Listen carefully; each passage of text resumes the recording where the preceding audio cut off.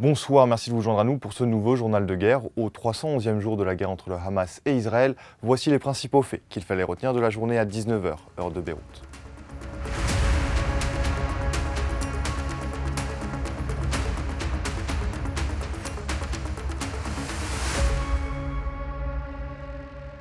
Commençons par les événements au Liban et au nord d'Israël. L'armée israélienne a ciblé la forêt de la ville de Kounin avec des obus au phosphore interdits au niveau international, provoquant un incendie.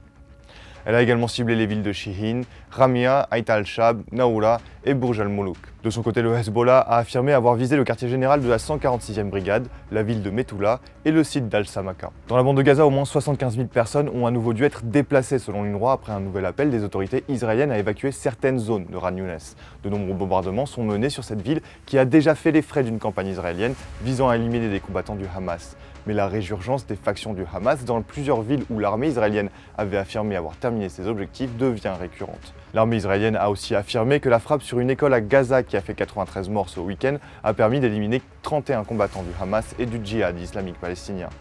11 enfants sont morts dans cette frappe, menée alors qu'un rassemblement pour la prière était en train d'avoir lieu. Outre Khan Younes, d'autres secteurs dans le centre et le nord du territoire palestinien assiégé ont été visés au cours de la nuit selon les observateurs sur place. Le bilan humain depuis le début de la guerre à 19h, heure de Beyrouth, selon les derniers chiffres du ministère de la Santé de Gaza, au moins 39 897 personnes ont été tuées dans les assauts et les bombardements israéliens. De plus, au moins 92 152 personnes ont été blessées à Gaza. Du côté israélien, environ 1200 décès ont été officiellement enregistrés par l'État hébreu depuis le début de novembre 2023. Cependant, l'armée israélienne a annoncé au moins 328 soldats tués depuis le début de l'opération terrestre à Gaza. À l'international, le Royaume-Uni et la France se sont joints aux USA et à l'Allemagne en accentuant la pression pour un cessez-le-feu entre le Hamas et Israël, affirmant qu'il ne peut plus y avoir aucun délai supplémentaire. L'Allemagne, la France et le Royaume-Uni ont publié une déclaration commune ce lundi appelant les combats à cesser tout de suite. Ces déclarations font suite à celle du Hamas hier d'appliquer le plan Biden en 3 phases présenté fin mai par le président américain, préférant s'en tenir au plan plutôt que de continuer des négociations infructueuses. Israël a cependant annoncé qu'une délégation serait envoyée le 15 août pour une nouvelle session de négociations.